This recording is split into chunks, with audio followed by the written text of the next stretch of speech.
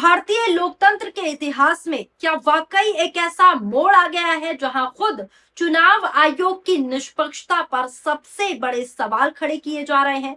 कहा जा रहा है कि आजाद भारत के इतिहास में शायद पहली बार ऐसा हुआ है जब चुनाव आयोग के खिलाफ कोर्ट में 100 से ज्यादा याचिकाएं दायर की गई हैं। जी हां, चुनाव आयोग के खिलाफ 100 से ज्यादा याचिकाएं कोर्ट में डाली गई हैं। ये संख्या अपने आप में कई सवाल खड़े करती है। आखिर ऐसा क्या हुआ कि चुनाव कराने वाली संवैधानिक संस्था को ही अदालत के कटघरे तक पहुंचना पड़ा? और अगर विपक्ष की बात माने तो चुनाव आयोग की साख पर सबसे ज्यादा सवाल मौजूदा मुख्य चुनाव आयुक्त ज्ञानेश कुमार को लेकर उठाए जा रहे हैं। ज्ञानेश कुमार को लेकर खुले तौर पर विपक्ष लगातार आरोप लगा रहा है कि ज्ञानेश कुमार निष्पक्ष होकर काम नहीं कर रहे, बल्कि भाजपा के हितों में फैसला ले रहे हैं और भाजपा के इशारों पर नाच रहे हैं। विपक्ष का भरोसा उन पर पूरी तरीके से खत्म हो चुका है और अब यहां तक कहा जा रहा है कि आने वाले दिनों में उनकी कुर्सी भी खतरे में पूरी तरीके से पड़ सकती है। लेकिन यहाँ दोस्तों सबसे बड़ा सवाल यही है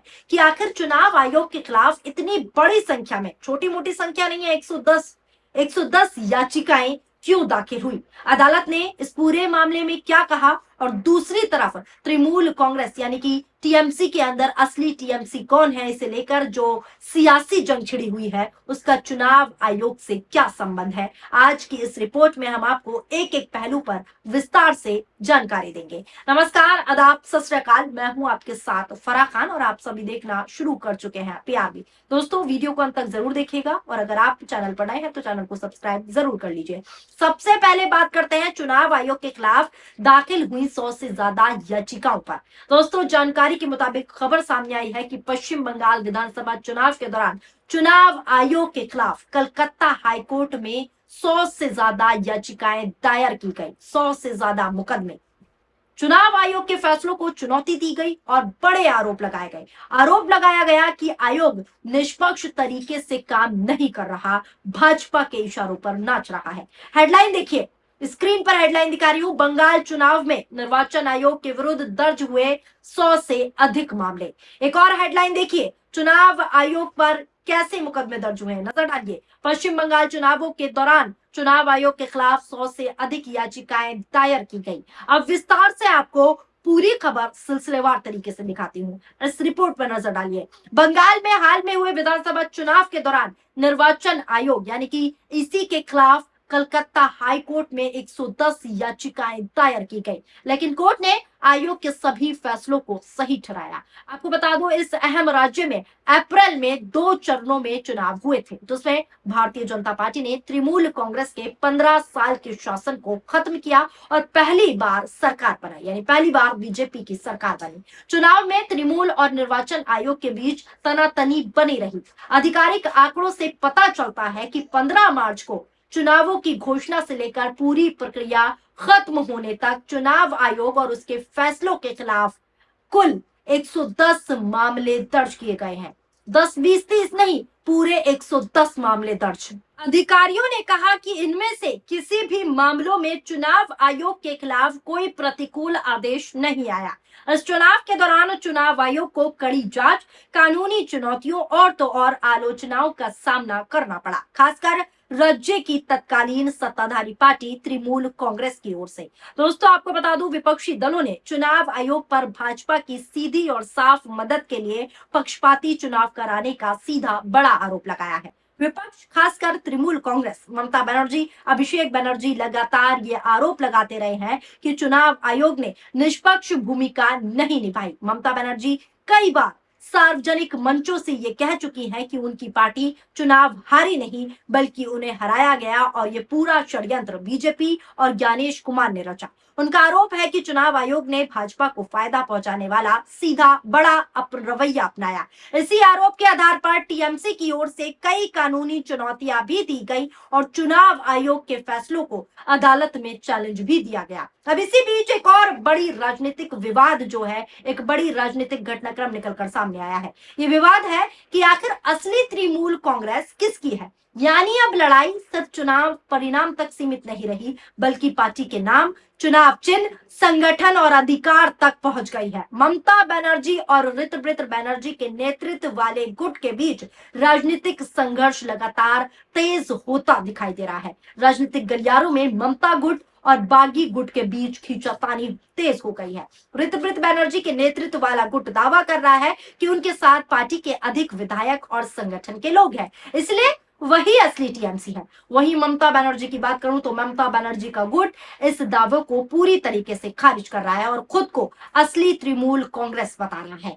इसी बीच आपको बता दूं, इसी विवाद के बीच खबर सामने आई कि ऋतुव्रत बनर्जी के नेतृत्व वाले गुट ने चुनाव आयोग से अपना पक्ष रखने के लिए अतिरिक्त समय मांगा है, यानी और समय मांगा गया है। बताया जा रहा है कि चुनाव आयोग ने दोनों गुटों को संगठनात्मक चुनाव और पार्टी के अधिकार से जुड़े दस्तावेज जमा करने के लिए समय सीमा तय की थी, लेकिन इसी बीच बड़ी खबर आ रही है कि ऋतुव्रत बनर्जी के गुट ने आयोग को पत्र लिखा और पत्र लिखकर और समय देने की मांग कर दी है। हेडलाइन देखिए, टीएमसी पर दावों को लेकर खींचतान, ऋतुव्रत बनर्जी के नेतृत्व वाले गुट ने चुनाव आयोग से और समय मांगा। पश्चिम बंगाल की पूर्व मुख्यमंत्री ममता बनर्जी और विधानसभा में विपक्ष के नेता ऋतुव्रत बनर्जी के बीच तृणमूल कांग्रेस यानी कि टीएमसी पार्टी को लेकर चल रही खींचतानी के बीच ऋतुव्रत बनर्जी के नेतृत्व वाले गुट ने अपना पक्ष रखने के लिए चुनाव आयोग से अतिरिक्त समय की मांग की है, यानी और समय ऋतुव्रत गुट की तरफ से मांगा गया है। पिछले हफ्ते चुनाव आयोग ने अलग अलग चिट्ठियों के जरिए टीएमसी के दोनों गुटों को पार्टी के संगठनात्मक चुनावों के बारे में सोमवार शाम तक अपना जवाब देने को कहा था। आपको बता दूं, पश्चिम बंगाल में हाल ही में हुए विधानसभा चुनावों के नतीजों के बाद टीएमसी में बहुत ज्यादा अंदरूनी टूट फूट देखी जा रही है। एक तरफ ममता गुट है और दूसरी तरफ बागी गुट। इससे पहले ऋतुव्रत बनर्जी ने कहा था कि टीएमसी में उनके पास ज्यादातर लोगों का समर्थन है, ज्यादातर विधायक सांसद उनके साथ हैं और उन्होंने इस मुद्दे पर चुनाव आयोग से बात की है। ममता के नेतृत्व वाले गुट ने भी चुनाव आयोग के सामने ये मामला उठाया था, ये बात रखी थी। ऋतुव्रत बनर्जी के नेतृत्व वाले गुट का जिक्र करते हुए चुनाव आयोग के सूत्रों ने मंगलवार को ईटीवी भारत को जानकारी दी, इंटरव्यू दिया और साझा करते हुए बताया। ईटीवी भारत की रिपोर्ट में आपको बता रही हूँ कि चुनाव आयोग ने सोमवार शाम तक दोनों गुटों को जवाब भेजने को कहा है। ऋतुव्रत बनर्जी के नेतृत्व वाले गुट ने चुनाव आयोग को एक चिट्ठी भेजी।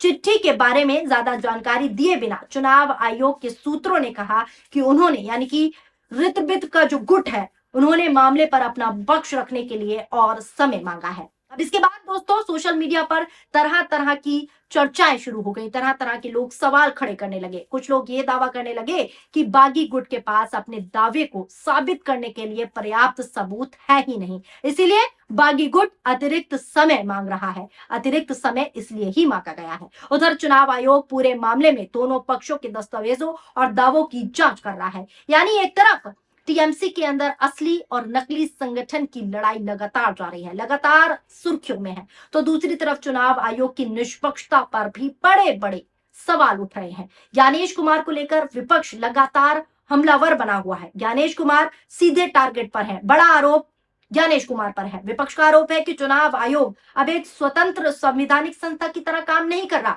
बल्कि सरकार के दबाव में काम कर रहा है और सरकार के इशारों पर नाच रहा है। हालांकि चुनाव आयोग इन आरोपों से लगातार इनकार करता रहा है और कहता रहा है कि उसके सभी फैसले संविधान और कानून के मुताबिक लिए जाते हैं। अब दोस्तों ये देखना दिलचस्प होगा कि आने वाले दिनों में, आने वाले समय में ये राजनीतिक लड़ाई किस दिशा में पहुंच जाती है। क्या चुनाव आयोग अपनी साख पर लगे गंभीर और बड़े सवालों का जवाब दे पाएगा?